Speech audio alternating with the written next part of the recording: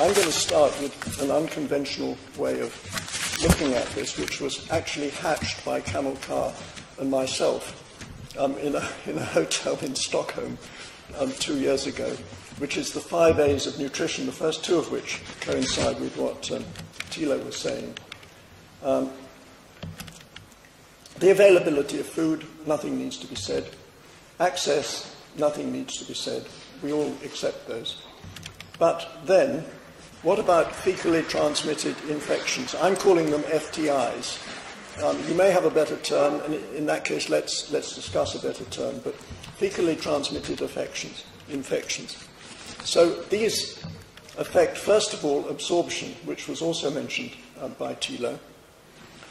Now, this is normally associated with the diarrheas.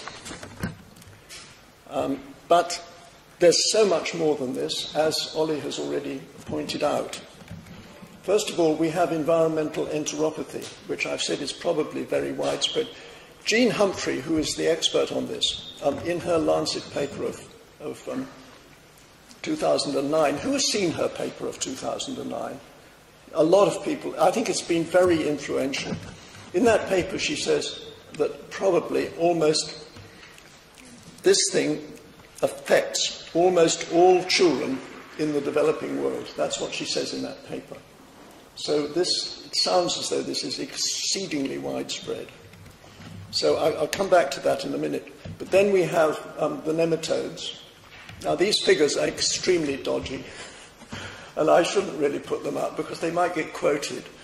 I've got them off the internet. And, you know, if I confess to any of you who are serious professionals, as most of you are, that some of it comes from Wikipedia, you'll realize how extremely dodgy these figures are. But it's just to give some sense of an order of magnitude. Ascaris, but the intensity of Ascaris varies a lot. And that's something I've been corresponding with Sandy Cairncross about, and I realize that it's not as simple as this.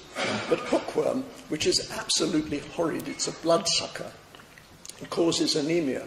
And I was appalled to discover that 750,000 people, up to a billion, are reputed to have this horrible condition, which incidentally doesn't come in through the mouth, particularly. It comes in through the feet. And then there are these whipworms called Trichuris, and there are others. Then there's Giardia. Who in this room has had Giardia? There's quite a lot of us have had it. And it's kind of subclinical. You don't, well, you know something's wrong, but it doesn't show up dramatically. And then there are all sorts of tapeworms. And then there are bacterial infections. Now, the bacterial infections link in with, in fact, are part of environmental enteropathy. She's calling it environmental now rather than tropical because doesn't seem to be confined at all to the tropics. And what it seems happens is that there is damage to the gut wall. And the way she explains this is that normally in the gut, it's the villi, you know, which have got huge surface area, they hang down like this. And so there's a big surface area for absorbing. But what happens when you have all these bacterial infections is that they get eroded. They become porous in the sense that bacteria can get through into the bloodstream, and they withdraw so that the actual surface area for absorption is smaller, like this. Now, all of this goes on without being visible. And then, beyond that, we have the business about antibodies, and she's very strong on this, but I haven't found anybody who can tell me how much nutritional energy is used making antibodies and how much protein is lost through their activities. So if any of you know anything about that, would you please see me afterwards and tell me where I can find out more, because I've drawn a blank so far. And then finally, we call them allopathogens, allo being the Greek for other. There are other pathogens as well, and perhaps one of the most serious is schisto, with 200 million. And then there are all these other ones. Now, when you look at this, you'll see that a number of them are in bold. And the reason why I've shown them in bold is because I think I'm right. I might be wrong about liver fluke, but I think I'm right that these are all described as subclinical or asymptomatic. Actually, asymptomatic is probably not quite right because they do have sort of general debilitating symptoms, but they're subclinical in the sense that they don't manifest dramatically. Now, this is what leads, I think, to the idea that there may be a professional gap in perception and in priorities. And this is, I'd like to put this not as a set of assertions to you, but as a set of questions and issues to reflect on whether you think that there's something in this. Now, I call them fixations. This is not anal fixation. This is other sorts of fixation. The question is this. Is there a fixation, a professional fixation on the diarrheas? Because they're dramatic, they're painful, distressing, they can kill, they're symptomatic, but above all, they're measurable. And even Jean Humphrey, in her paper, refers and makes comparisons between enteropathy, her enteropathy, and the diarrhea. She doesn't mention the worms, she doesn't mention any of the others in making that comparison, and I think she was probably compelled to do that in order to be sufficiently professionally respectable to get the Lancet to publish her paper. So what this really is asking is whether the normal professionalism of medical and nutritional and other scientists actually forces a reductionism. I mean, because everything has to be related to numbers, or should be related to numbers, if it's going to be rigorous. And the things which are very difficult to measure, and environmental enteropathy is very difficult to measure, and very expensive, Ollie was telling me yesterday. It's a ratio. I won't show off by pretending that I can remember the name, but it's a ratio which is very difficult to measure, although it has been done, particularly in the Gambia. So, is there a bias to the diarrheas? And I'd also ask another question about diarrheas. Are the diarrhea statistics habitually out of date? Because there seems to have been a considerable decrease in deaths from diarrheas. And this seems to be a secular trend, and it's probably to do with oral rehydration and various other things which are going on. But the figures that you find quoted and used for calculations tend to be really seriously out of date. That's what I've been finding. So I think one of the things we need to look at in assessing the significance of the diarrheas, and I don't want to understate it, is how recent are the figures and how valid are they? So there's that. And then this is part of the bias, the research, publication, rigor, professional, and also career rewards. If a medical professional, a young medical professional wants to get promoted and establish herself as someone who's on the rise, then they have to economize on the amount of time that it takes to produce a respectable paper.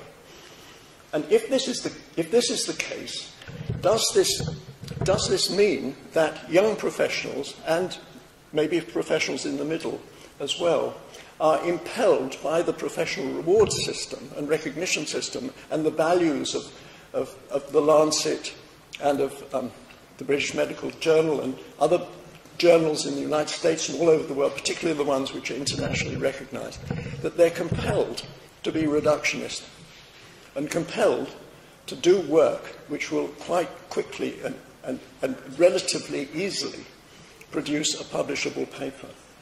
Now that's a question, but if the answer to that is yes, then I think we have to ask how serious this is and what it does to how we see things. Does it mean that we end up with a lot of specialization? A as a specialist in hookworm, and B as a specialist in Ascaris, and C is a specialist in Giardia, and so on. But actually putting all the pieces together and seeing them together, is that something which is mentally screened out by the processes I've been discussing? And then the silos thing Is this also to do with government departments and the way in which they're organised and who the staff are in government departments? Nutrition and sanitation, incidentally, have both been very, very poor relations in the past. You would find them in the far corner of a government building, particularly nutrition, as it happens. But in terms of silos, if we think of the difficulties which government departments have in collaborating with one another, is this another factor which has led to screening out some of the significance of what we're talking about? So we have the medical tunnel vision, we have nutritional tunnel vision, and I think the nutritional tunnel vision is really, really serious. That's to say, it's all about, and I'll go on to put them all up. It's this fixation on the mouth rather than the anus. And it's fascinating what's happening in psychology at the moment because, you know, the anal things were very big with Freud. And then gradually they've gone out of fashion. But what is so absolutely fascinating is that they're coming back. I mean, we've been through an oral phase in psychology, which is bulimia and anorexia and all the rest of it, and also this stuff about nutrients and micronutrients. It's very important. But it's so much easier from a humanitarian point of view to think about putting food into people's mouths, into children's mouths, than it is dealing with this bloody stuff that comes out at the bottom end. And particularly children's feces. Now, I mean, the institute where I work, I mean, I have I wish he was here because we could have a dialogue with the director of the institute where I work, keeps on editing bulletins about nutrition in India. And they don't take sanitation on board. And yet India has got 60% of the open defecation in the world. And it's rising. It's probably more than 60 now. And India has a third of the undernourished or stunted children. The stunting, the latest research in India shows that figure is very, very, very stubborn. And it's very stubborn in other places. And I think the question we can ask ourselves is it really stubborn because these other infections are not taken into account? So this brings us to the last slide, which is really asking, are the diarrheas just the symptomatic and measurable tip of a much larger asymptomatic, or at least subclinical, iceberg? I shouldn't say this, but I can't help it. I visited some very clean villages in Malawi recently, and then I visited a filthy village.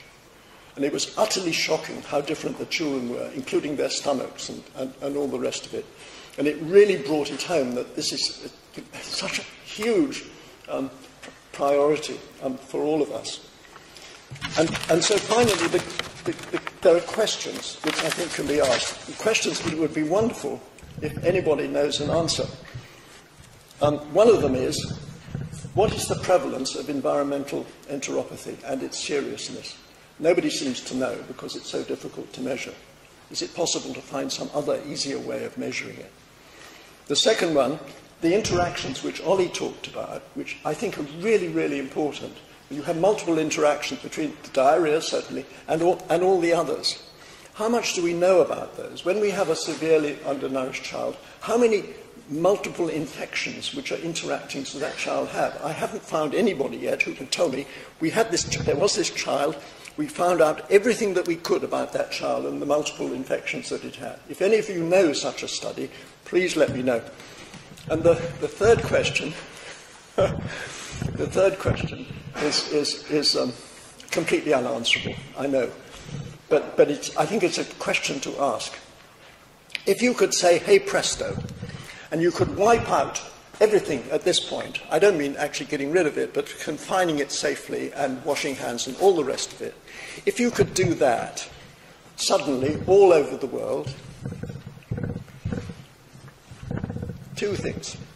One, what would that be worth in billions of calories? of nutrition that wouldn't be lost and wasted through the antibodies, through all the infections, through theft by worms and all the rest of it. Can anybody give a figure, or in terms of millions of tons of food grains? Because if we had a figure like that, which had some credibility, I think it would be very good from the point of view of waking us all up to the significance of this. And the last question is it possible? And this is, in fact, this is in a WHO document which I cited on the piece of paper that you've got there, that perhaps at least half of the undernutrition of the stunting in the world would disappear, or would be very considerably reduced. Because that figure, which is in the WHO publication, doesn't take account of environmental enteropathy. It just talks about environmental factors. So it may be that, and this is a question, I think, are there habitual underestimates of the significance of WASH in nutrition? Thank you.